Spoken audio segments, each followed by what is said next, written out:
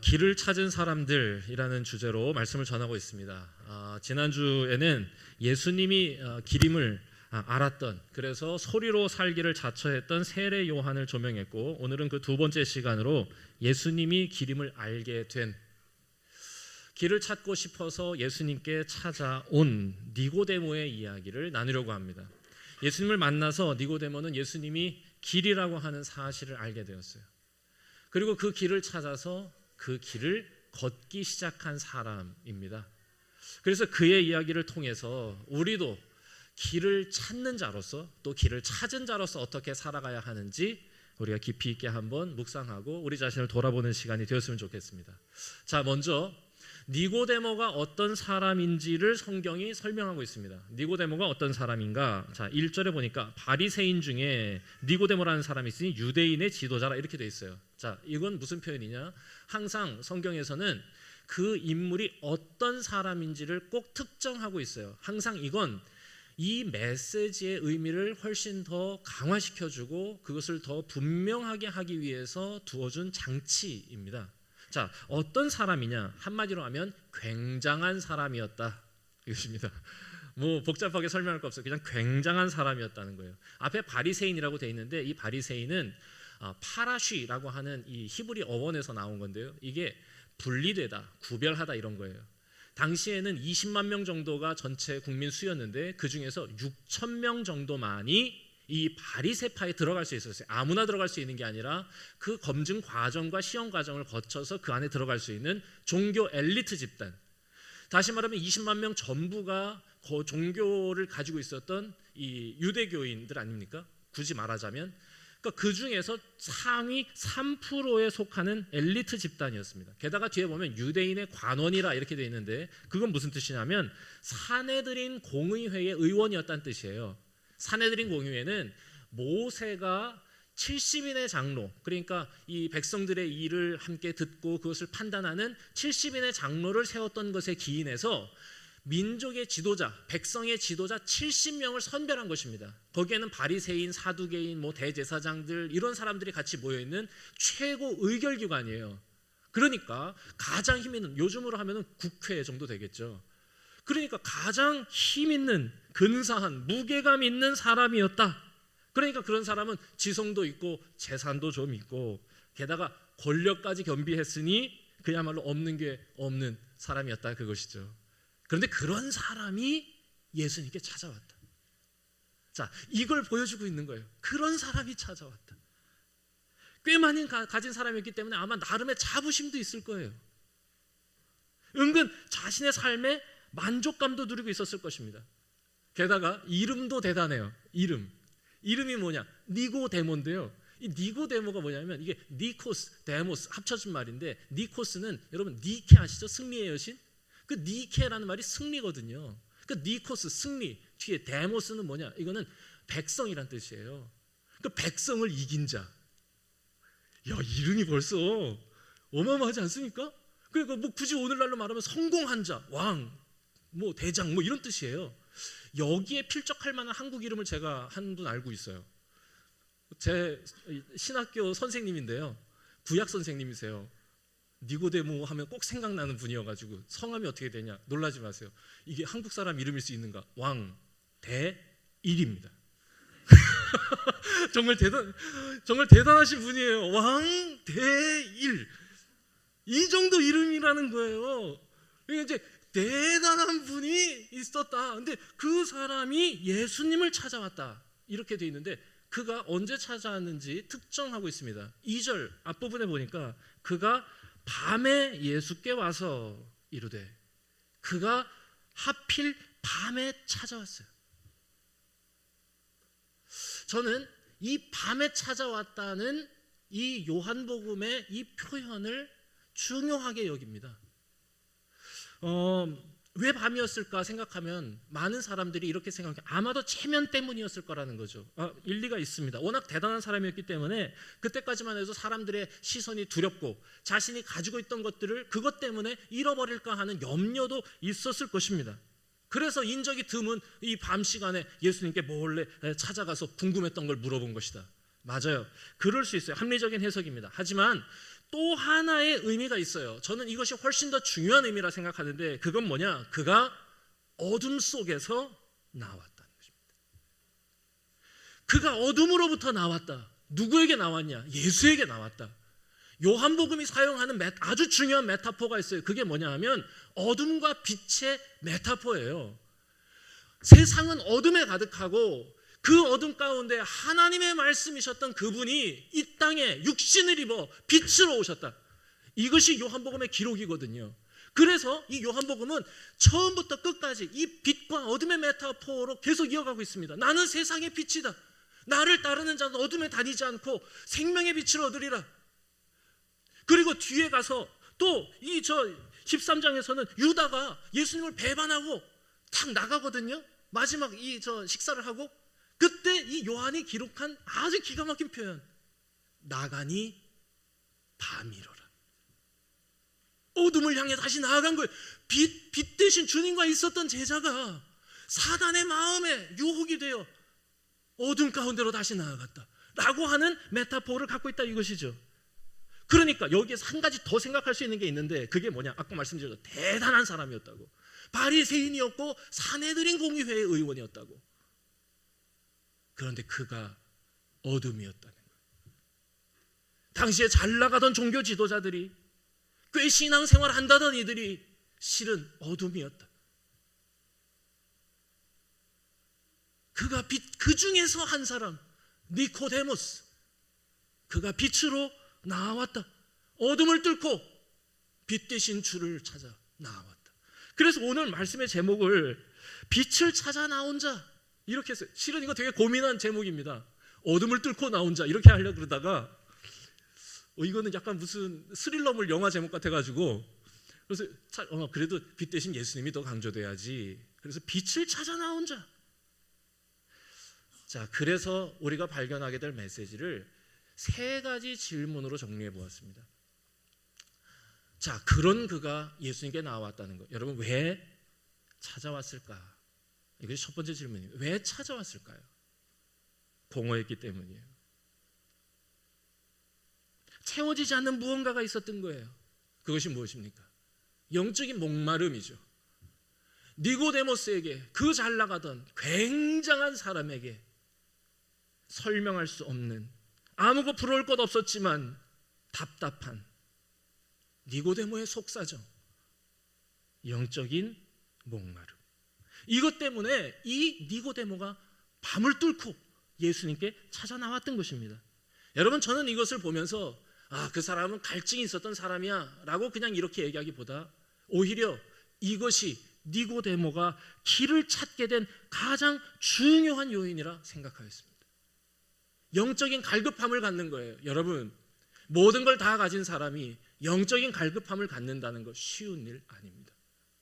어떤 목사님이 약간 농담 비슷하게 하면서 세상에서 제일 불쌍한 사람이 누군 줄 아냐고 이렇게 이제 하시던 말씀이 생각나요. 근데 이렇게 말씀하시더라고요. 세상에서 진짜 불쌍한 사람, 교회는 다니고 있는데 건강한 사람이라는 거예요. 교회는 다니면서 건강하고 영적 갈급함이 없는 사람. 그래가지고는 뭐 하나님께 예배하는 것보다 운동하고 노는 걸 훨씬 더 좋아하는 사람이라는 거예요. 그런데 더 불쌍한 사람이 있다. 그 사람은 어떤 사람이냐? 교회는 나오는데 영적 갈급함은 없고 건강하고 돈 많은 사람이라는 거예요. 도대체 갈급함, 결핍을 찾을 수가 없는, 굉장히 풍요하지만 자신의 영적 빈곤함을 깨닫지 못하는 사람이 제일 불쌍한 사람 아니냐고. 그렇게 살아서 뭐 되겠냐고. 여러분, 모든 인생은 하나님 안에 있을 때, 성령의 다스림을 받을 때 비로소 인간답게 살 수 있는 거예요. 근데 그거 없으면 어떻게 하냐고. 여러분, 라오디게아 교회라고 요한계시록에 나오는 꽤 혼난 교회 중에 하나거든요. 이 라오디게아 교회가 혼난 이유가 뭔지 아세요? 거기가 온천지대여가지고 돈이 많아요. 너희들이 풍요로우나 너희는 가난한 것을 알지 못한다. 아니, 풍요롭기 때문에 영적인 결핍을 알지 못한다라고 혼을 내셨어요. 여러분, 이 채울 수 없는 공허함, 영적 목마름을 갖고 사는 거, 자신이 누리는 거, 소유한 것에 취해 살면서 목마름도 없이 살아가는 거, 그거 어리석어요. 그것에 연연하며 살아가면, 그 목마름 없이 살아가면 공허한 거예요. 저는 우리 교회가 이 영적인 목마름을 가진 교회가 되기를 바랍니다. 여기서부터 진짜 신앙이 출발하는 것이기 때문에 그래요. 우리 교회 2주년 됐잖아요. 우리 그래서 더 좋은 교회 되려고 꿈꾸고 있어요. 더 좋은 교회 될 거예요. 한 단계 업그레이드 합니다. 2년 동안 잠잠했던 목사의 훈계를 시작합니다. 우리 교회는 이미 기적 같은 공동체 이뤄가고 있어요. 얼마나 감사한지 몰라요. 이렇게 보세요. 처음에 여기 몇 명 앉아 있었잖아요. 그리고 여기에 몇 명 앉아 있을 뿐 아니라 몇 명이 여기에 앉은 게 아니라 여기 앉아 있었어요. 정말 입장 바꿔 생각해 보세요. 앞에 서 있는 목사의 마음은 어땠을까? 저 사람들이 나를 싫어하나? 뭐 별 생각이 다 들거든요.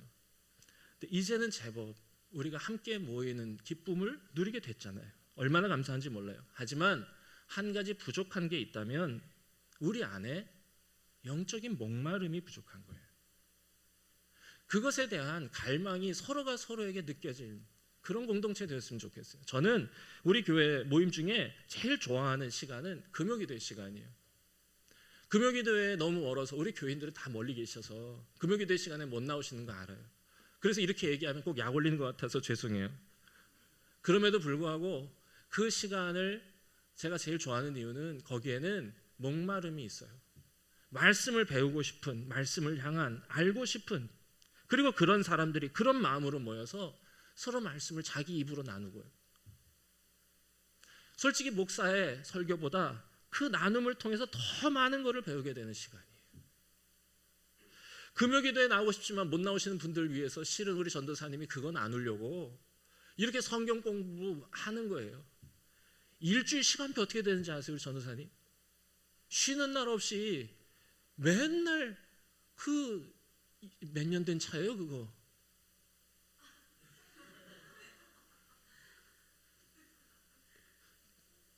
꽤 장수한 차를 가지고 거의 은퇴해야 될 차인데 그거 가지고 그렇게 다니시는 거예요. 거기를 월, 화, 수, 목 하루에도 막 두 개, 세 개씩 하세요.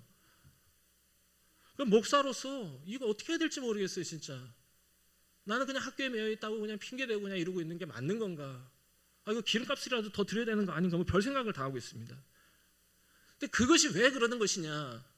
그 모임 중에서 말씀에 대한 목마름, 영적인 갈급함, 그것을 찾으라고, 그걸 느끼라고, 그걸 가지시라고 은연중에 말씀하고 있는 거예요. 그게 여러분, 우리 교회는 진짜 건강해지려면 유쾌함과 비장함의 균형이 있어야 된다 생각해요. 우리 교회 어느 정도 유쾌함의 경지에 이르렀습니다. 보세요. 점심시간 얼마나 시끄러워요. 대화가 어려워요, 우리가. 그리고 이따 보세요. 이제 달란트 시작하면서 정말 유쾌함의 이 절정을 경험할 것입니다. 그러면 그만큼의 노력을 어디에 기울여야 하는 것이냐? 영적인 갈급함을 찾는 것에 기울이는 거예요. 영적인 목마름을 가지고 주님께 나아가는 거예요. 우리가 점점 나아지고 있다고 저는 생각합니다. 자, 두 번째 질문. 자, 그렇다면 왜 공허하고 목이 마른 것인가? 왜 니고데모는, 왜 우리는 공허하고 목이 마른 것인가? 눈에 보이는 것에만 연연하기 때문입니다. 하나님을 보지 못하기 때문이에요. 하나님이 안 보이기 때문이에요. 자, 오늘 말씀에 보니까 니고데모가 와서 예수님에게 꽤 근사한 고백을 하면 신앙 고백 같은 걸 해요. 뭐라고 하냐? 선생님, 랍비여, 우리가 당신은 하나님께로부터 오신 선생인 줄 압니다. 하나님이 함께 하시지 않으면 당신이 행하시는 이 표적을 아무도 할 수 없습니다. 제가 뭘 지금 강조했는지 아시죠? 표적. 니고데모가 예수님께 나온 이유가 무엇이었냐? 그분이 기림을 알아서 나온 게 아니고 실은 그분의 표적을 보고 따라 나온 것이었어요. 그때 예수님께서 약간 동문서답 같은 말씀을 하세요. 내가 진실로 너에게 이르는데 사람이 거듭나지 아니하면 하나님 나라를 볼 수 없다. 이게 뭔 말이에요? 쉽게 설명해 드리겠습니다. 이게 무슨 말이냐면 이거예요. 예수님, 선생님인 것 같아요. 왜냐하면 그런 표적 하나님이 함께 하시자면 안 되는 거거든요. 이러면서 웬 할아버지가 와서 예수님께 이렇게 얘기한 거죠. 그랬을 때 예수님이 이렇게 보시다가 그 니고데모 대단한 굉장한 사람한테 말하는 거예요. 너 안 보이는구나.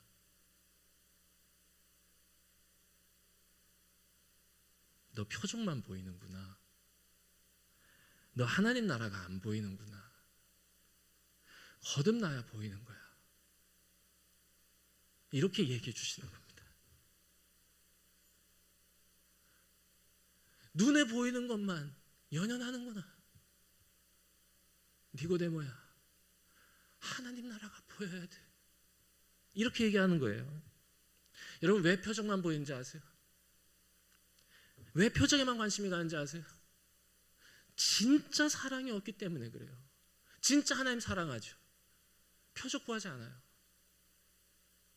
그런데 하나님을 의심하니까 자꾸 표적을 구하는 거예요.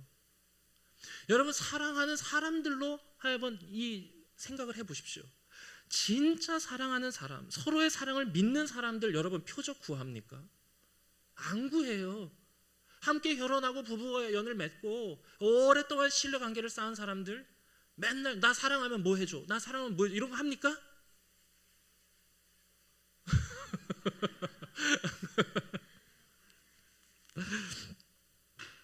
믿음이라는 건 여러분, 모든 걸 이해하고 수용하게 하는 힘이잖아요. 그래서 진짜 사랑이 있는 곳은 표적이 필요 없는 거예요. 실은 모든 것이 표적이기 때문에 그냥 사랑으로 서로를 신뢰하고 믿고 이해하고 받아주는 그 모든 것이 표적이기 때문에. 그런데 반대로 믿음이 없고 서로를 표면적으로만 사랑하는 사람들은 다 뭐하냐? 표적을 요구합니다. 사랑하는 걸 보여달라고 그럽니다. 왜 그래요? 믿음이 없기 때문에 그래요. 신뢰가 없기 때문에 그래요. 그런데 문제가 있어요. 의심하는 사람에게는 어떤 표적을 보여줘도 그건 또 다른 의심의 단서가 될 뿐이지. 그래서 끊임없이 의심하고 표적을 구하는 쳇바퀴를 계속 도는 것입니다. 그리고 자기 마음에 드는 표적이 아니면 또 삐져요. 그걸 갖고. 이건 그것만 보는 거예요. 왜? 진짜 사랑이 없으니까 그 속이 안 보여요. 쉽게 헤어지는 사람들 보면, 또 관계를 쉽게 망가뜨리는 사람들을 보면 기본적으로 의심이 많아요. 믿음이 없는 거예요. 이해하고 수용하려는 마음이 없는 거예요. 그러니까 작은 행동 하나에 쉽게 삐지고 오해하고 미워하고 화내고. 신앙적으로도 그렇지 않습니까? 저는 우리가 정말로 이 시간에 하나님께서 우리에게 요구하시는 게 무엇이냐? 하나님 나라 보여야 돼 라고 말씀하시는 것 같아요. 너 눈에 하나님 나라가 보여야 돼. 너 안 보이는구나. 눈에 보이는 것만 연연해서 그래. 돈에만 매달려서 그래. 갖고 싶은 욕심에 사로잡혀 그래. 여러분, 신앙적으로도 여러분 표적 구하는 사람 어떤 사람이에요? 믿는 사람이 아니라 의심하는 사람이 구해요. 그래서 의심하는 사람들은 맨날 사인 달라고 표적 달라고 그러다가 뭔가 표적 같은 거 보여주시면 자신이 얻고 싶은 것 얻게 되면 쉽게 믿는다고 말하고 또 쉽게 실망했단 말이에요. 이런 사람들은 쉽게 믿고 실망해요. 하나님 참으로 사랑하는 마음이 없기 때문에 그래요. 여러분, 그러면 목마름이 해결되지 않는 것입니다. 그러면 하나님 나라가 보이지 않는 것입니다. 니고데모가 그랬고 우리가 그런 것입니다. 그렇다면 여러분, 어떻게 하나님 나라 볼 수 있겠습니까? 거듭나야 합니다. 사람이 거듭나지 아니하면 하나님 나라를 볼 수 없느니라. 자, 그런데 여기서부터 이상한 대화가 오고 가요. 예수님과 니고데모 사이에. 보세요. 거듭나지 않으면 하나님 나라를 볼 수 없느니라. 이랬더니 니고데모가 고개를 갸우뚱하면서 저는 늙었는데 어떻게 다시 어미 뱃속에 들어갑니까? 그랬더니 또 예수님이 사람이 물과 성령으로 나지 않으면 하나님 나라를 볼 수도 없고 들어갈 수도 없는 거야. 완전히 둘이 같이 대화하는 듯 하지만 서로 다른 얘기를 막 하는 것 같아요. 여러분, 왜 그런지 아세요? 이게 거듭난다는 말의 의미가 두 가지가 있어요. 그래서 이러는 거예요. 그 뭐냐? 이 거듭난다는 뜻이 두 가지가 있는데 하나는 시간적인 개념으로 다시라는 뜻이 있어요. 다시. 그리고 또 공간적인 개념으로는 뭐가 있냐? 위로부터라는 뜻이 있어요. 그러니까 이게 무슨 말인지 아시겠죠? 니고데모는 이 거듭난다라고 하는 것을 다시 태어난다는 뜻으로 이해한 거예요. 시간적으로 이해해서 내가 어떻게 다시 태어나요? 나 늙었어요. 이렇게 얘기하는 건데, 예수님은 공간적으로 처음부터 말씀하신 거예요. 사람이 위로부터 나야 하나님 나라가 보이는 거야. 그랬더니 얘가 이상한 얘기하니까 또 한마디, 물과 성령으로 나야 되는 거야. 위로부터 나야 되는 거야. 이렇게 설명하신다. 그것이죠. 위로부터 나야 돼. 물과 성령으로 나야 돼. 이걸 쉽게 말하면 이렇습니다. 하나님을 인정하고 하나님을 입어야 돼. 그 은혜를 힘입어야 돼. 그래야 보이는 거야. 더 쉬운 말로 하겠습니다. 니고데모야, 네 힘으로 할 수 없는 일이 있다는 걸 알고 하나님 앞으로 나와라. 지금까지 살아왔던 너의 방식 내려놓고 하나님 앞에서 새로운 삶을 시작해라. 그래야 하나님의 은혜를 받는다. 그래야 하나님의 나라가 보인다. 물로 씻어주시는 은혜를 받아라. 성령이 주시는 생명과 권능의 은혜를 받아라.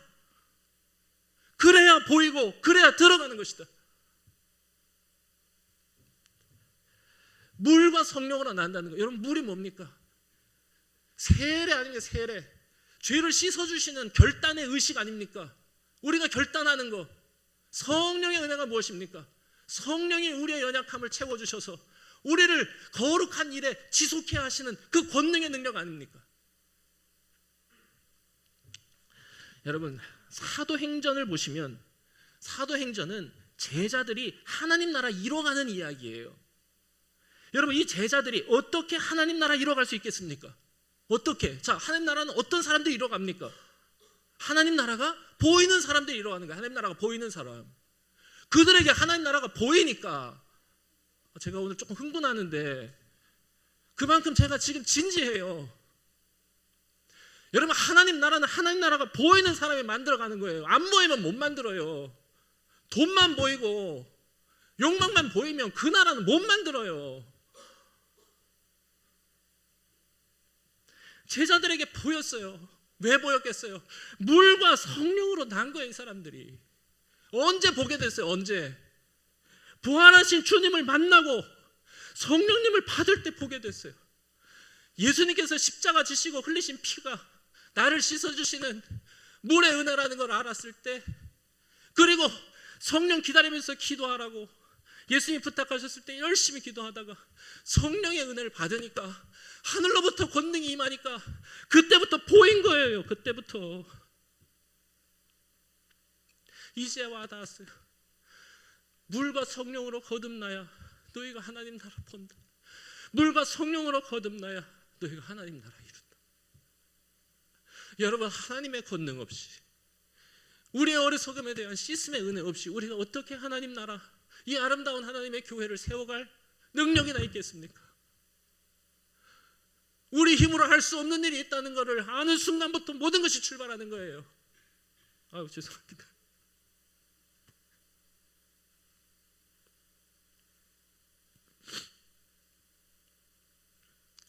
여러분, 솔직히 저는 근사한 말 하라고 그러면 둘째가 하라면 서러워할 목사예요. 근사한 말로 하나님 나라 세워지는 게 아니에요. 그거 귀로 듣는다고 하나님 나라 세워지지 않아요. 근사한 말 들어서 그거 기분 좋죠. 그거 그냥 정신적 유희예요.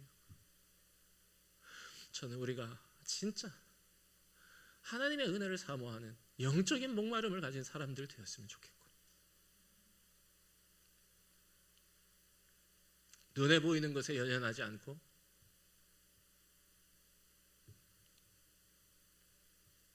하나님의 나라를 꿈꾸는, 하나님의 나라를 보게 되는 진짜 믿음의 사람들, 물과 성령으로 거듭나서 땅으로부터가 아니라 위로부터 다시 태어난, 땅에 뿌리를 둔 존재가 아니라 하늘에 뿌리를 둔 하늘의 사람으로 살아가겠다고 하는 꿈과 희망, 소망, 결단 가지고 살아갔으면 좋겠어요. 그리고 그것을 함께 이야기하는 사람들, 그렇게 살아가자고 서로 격려하고 독려하는 사람들. 여러분, 이게 진짜 교회